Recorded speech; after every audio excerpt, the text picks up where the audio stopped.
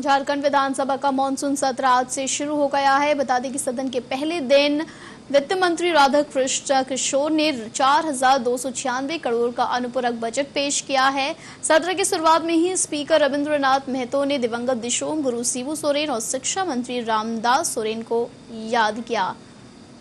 और आइए सीधे रुक करते हैं हमारे सहयोगी विजय का, जो इस वक्त सीधे हमारे साथ रांची से लाइव जुड़े हैं। विजय, आज झारखंड विधानसभा का सत्र शुरू हुआ है और अनुपूरक बजट पेश हुआ है। देखिए, आज का सदन का पहला दिन था। चूंकि पुनः ये सदन सुचारू रूप से चलने को लेकर एक बार फिर से आह्वान किया गया है। दरअसल 1 अगस्त से जो आहूत की गई थी, लेकिन 4 अगस्त को गुरुजी का देहांत हो जाने के कारण सदन को अनिश्चितकालीन के लिए स्थगित कर दिया गया था। दोबारा पुनः सदन की कार्रवाई शुरू हुई है, जिसमें 22 तारीख से 28 तारीख की तिथि निर्धारित की गई है। आज पहला दिन था और पहले दिन सदन के भीतर कहे तो अनुपूरक बजट जो सरकार की ओर से लाया गया, जिसमें मुख्य तौर पे कहा जाए तो ग्रामीण विकास को लेकर फोकस किया गया, ताकि किसान जो इस मानसून में अपने खेतों पे जिसकी खेती बाड़ी नुकसान हुई है उसको कहीं ना कहीं आर्थिक रूप से लाभ मिल सके। इसके साथ ही पहले दिन अगर देखा जाए तो जो दिवंगत जो लोग हुए हैं, चाहे रामदास सोरेन हो या फिर दिशुम गुरु शिबू सोरेन, उनको लेकर शोक प्रस्ताव लाया गया। इसके साथ ही अगर देखा जाए तो सदन के अंदर दिशुम गुरु शिबू सोरेन को भारत रत्न मिले, इसको लेकर चर्चाएं की गई। कई विधायकों ने सदन के भीतर आसन को यानी अध्यक्ष को ये अवगत कराया कि दिशुम गुरु जी एक ऐसे शख्स थे जिन्होंने झारखंड अलग में अपनी महती भूमिका निभाई। इसके साथ ही कई उनके एक कहे तो समाज को सुधारने को लेकर कई ऐसा दिशा निर्देश थे, चाहे शराबबंदी, समाज में परिवर्तन को लेकर कई ऐसे चीजें उनके द्वारा की गई है। ऐसे में एक महान पुरुष की जब मृत्यु हो गई है, निधन हो चुका है, तो उन्हें एक भारत रत्न देकर सम्मानित किया जाना चाहिए। सदन के भीतर ये चीजें गूंजती रही।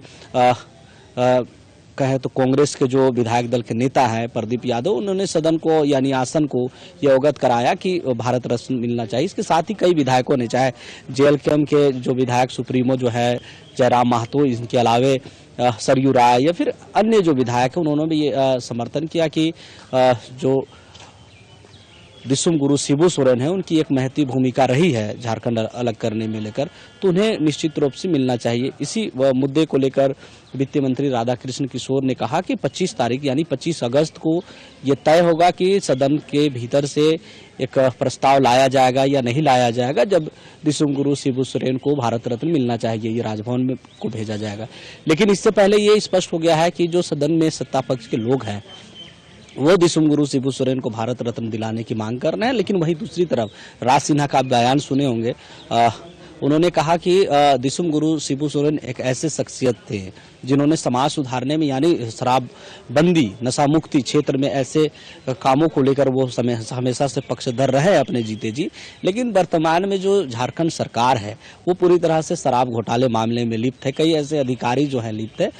तो एक तरफ आप भारत रत्न की मांग कर रहे हैं और दूसरी तरफ जो झारखंड की स्थिति है वो आप विपरीत चल रहे हैं, जो गुरुजी के सिद्धांत है उनके विपरीत चल रहे हैं। तो ऐसे में भारत रत्न की मांग करना ही सिर्फ एक तरीके से राजनीति, ये भाजपा के एक विधायक राज सिन्हा है उनका वक्तव्य था। हालांकि भाजपा ने भी कहा है कि गुरुजी एक ऐसे व्यक्ति थे जिनको सम्मान मिलना चाहिए।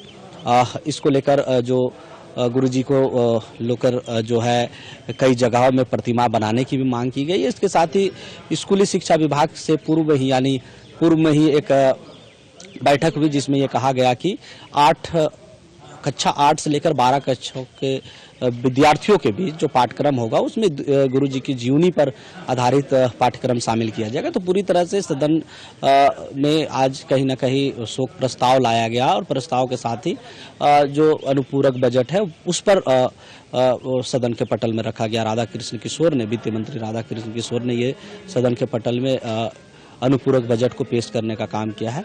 अब देखना ये होगा कि कल, चूंकि कल तो अवकाश है, उसके बाद इस संडे को भी अवकाश होगा तो कार्य स्थगित रहेगा। लेकिन जब सोमवार को सुचारू रूप से फिर सदन चलेगी तो कई मुद्दे ऐसे होंगे जिसमें अगर देखा जाए तो सूर्य हांसदा के जो इनकाउंटर की जो मामले सामने आए हैं, जिसमें भाजपा ने पूरी तरह से कहा है कि ये एक तरीके से योजित तरीके से सूर्या हासदा की हत्या की गई है। इस मुद्दे को लेकर भी सदन के बाहर विधायकों ने अपनी प्रतिक्रिया दी।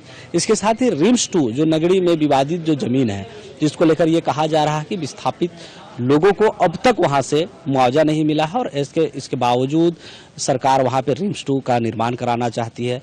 मुआवजा नहीं मिलने के साथ साथ वहां पे खेती योग्य जमीन है, उस जमीन पर रिम्स 2 ना बने, इसके अलावा कहीं और बने, ये भाजपा का पक्ष है, यानी विपक्षी दल का पक्ष है। लेकिन दूसरी तरफ अगर देखा जाए तो सदन में सत्ता पक्ष या सदन के बाहर जो है वो रिम्स 2 को लेकर सरकार या फिर स्वास्थ्य विभाग हो, वो पूरी तरह से पॉजिटिव है और इसका समर्थन देखने को मिल रहा है। ये कहा जा रहा है कि 2013 में ही भूमि अधिग्रहण हो चुका था और ऐसे में लोगों को मुआवजा भी मिल चुकी है।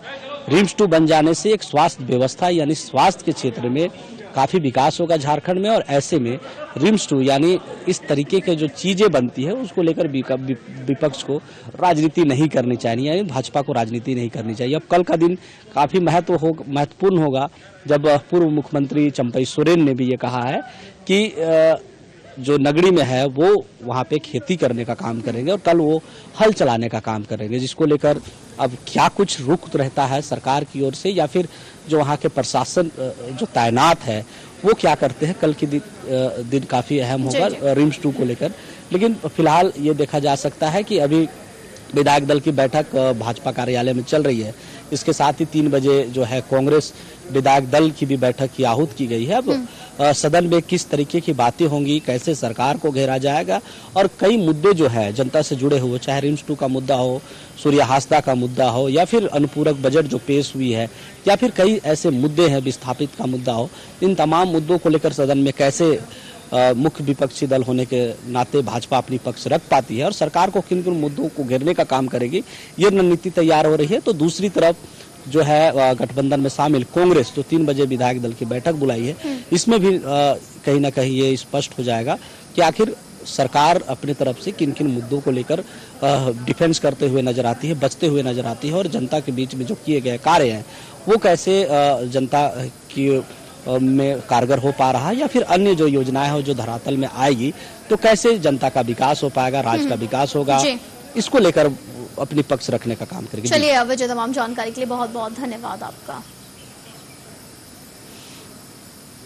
इस बुलेटिन में बस इतना ही। आप देखते रहिए ताज़ा टीवी। नमस्कार।